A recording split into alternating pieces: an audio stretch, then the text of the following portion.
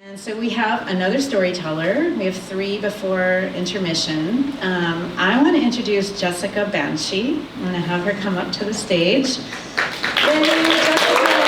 All right. So I was on a plane last night, getting back to Tucson. You were on a plane the day before? Yeah. Yeah, okay, we both barely got back here. Aren't you happy? Jessica's story is beautiful and full of lessons and gifts, and I'm so excited she's here. Thanks for having me. So, throughout my entire life, I've had so many manifestations, good and bad ones. But this particular story really stuck out to me because what I will tell you in the story at the end, what it taught me and what it made me realize. So the backstory starts with a skateboard, and my whole life I always wanted to learn how to skateboard. And I was at my friend's house one night, and her son was walking out with a skateboard, and he was like, "I'm throwing this thing away." And I was like, "Wait, hold up." I was like, "I'll take it." So I manifested that skateboard, which was kind of bad, I guess, because it was an old skateboard, I don't know. But I always wanted to learn, so I started teaching myself how to skateboard.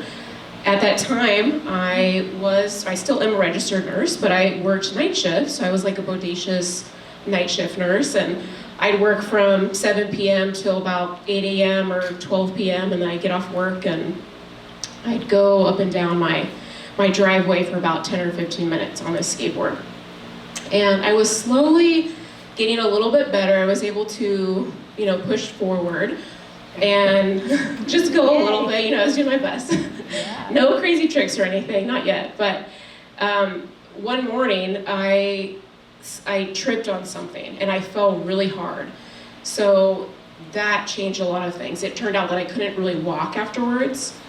So I became bedridden and unable to work and do anything. So yeah, it kind of sucked, but this was at the beginning of COVID.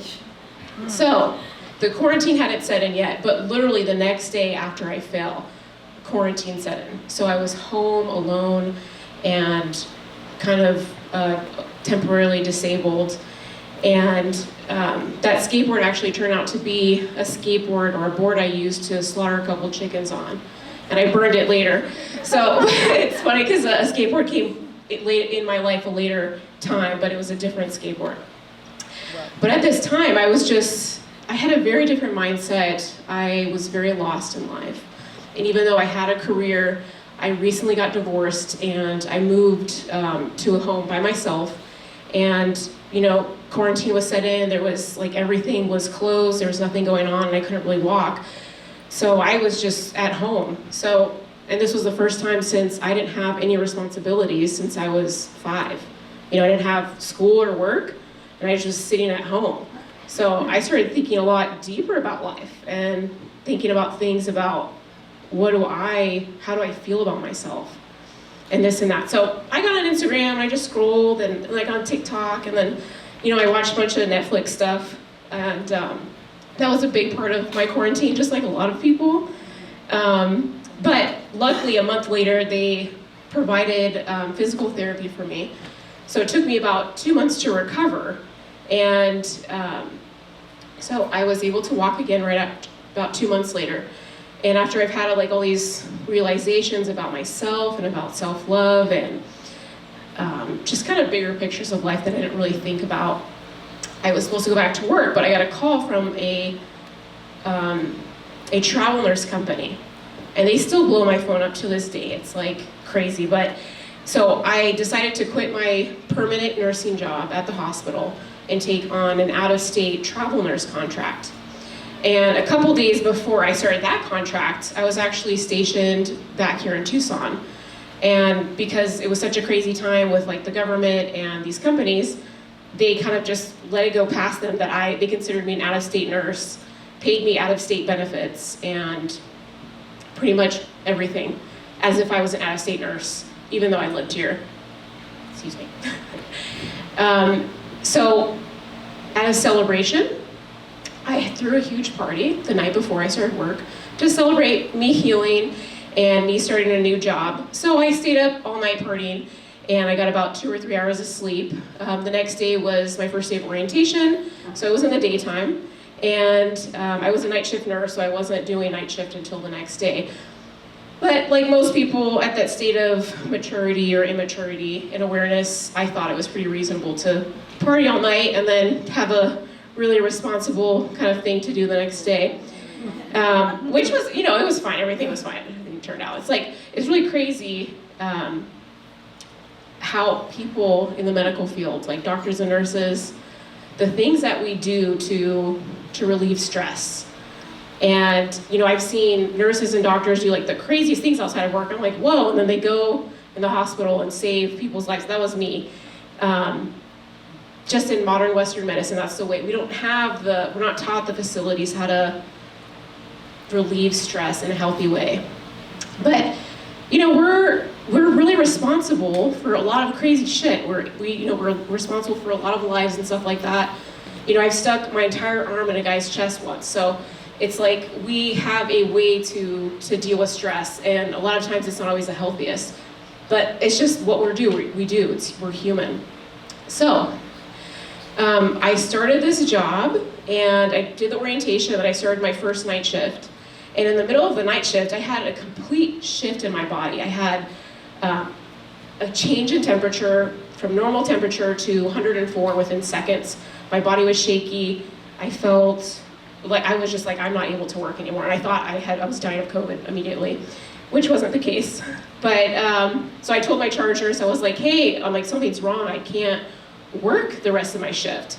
So I went home, and if you know nurses or doctors, it's, we'll only go to the hospital once we're dying. And it was about 4 days later, I was not improving. I maintained a really high temperature, febrile body, shakes and aches and everything. And my stomach had inflamed so large that I looked 7 months pregnant.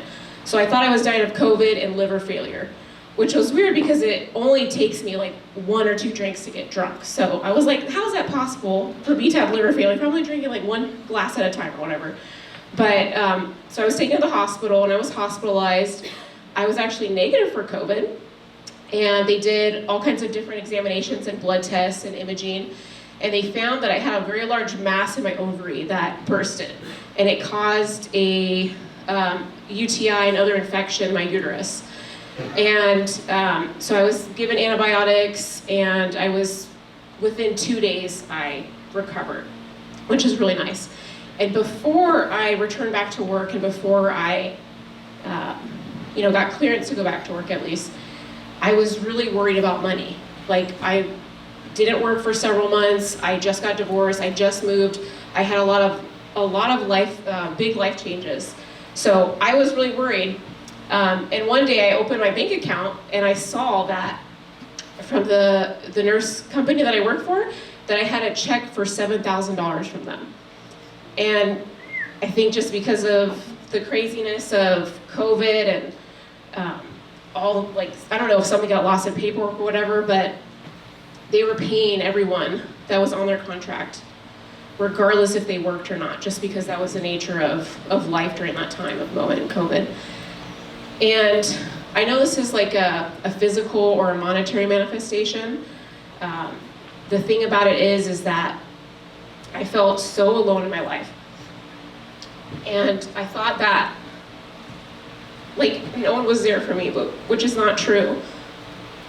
And it made me realize that even though I was physically alone, I always had support, that God wanted me to know that I wasn't alone.